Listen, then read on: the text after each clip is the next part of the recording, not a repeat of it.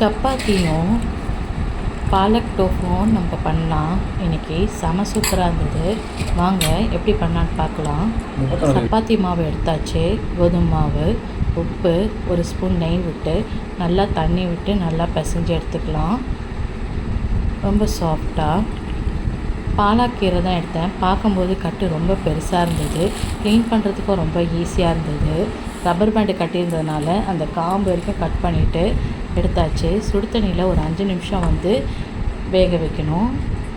ரொம்ப நேரம் வேக வைக்கக்கூடாது கீரையை. ஒரு 5 நிமிஷம்தான் லைட்டாக வேக வச்சுட்டு எடுத்துடலாம்.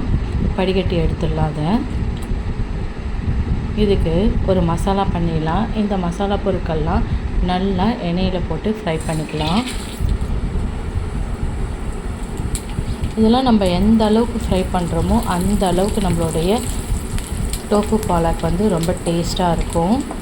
எப்பயுமே பாலாக் பன்னீர் தான் கேள்விப்பட்டிருக்கோம். இன்றைக்கி என்னடா டோஃபுன்னு நம்ம கேள்விப்படுறோன்னா இது சோயாவில் பண்ணுறது தான், வேறு ஒன்றும் இல்லை.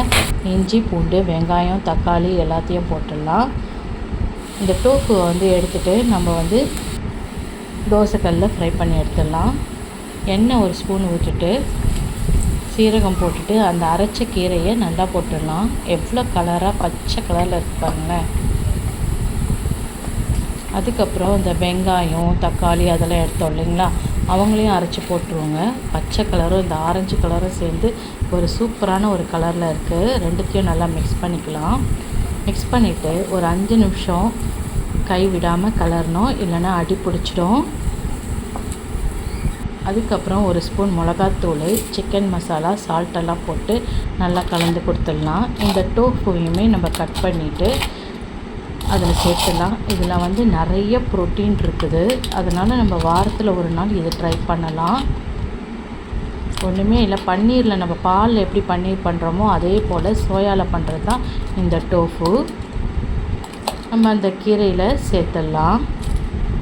சேர்த்துட்டு ஒரு 5 நிமிஷம் போல் வேக விடலாம். அதோட கலர் க்ரீன் கலரில் இருக்கிறது கொஞ்சம் கலர் மாறும். உங்களுக்கே தெரியும் பாருங்களேன், அந்த வெந்த ஸ்டேஜை க்ரீன் கலரில் இருக்கு இல்லையா.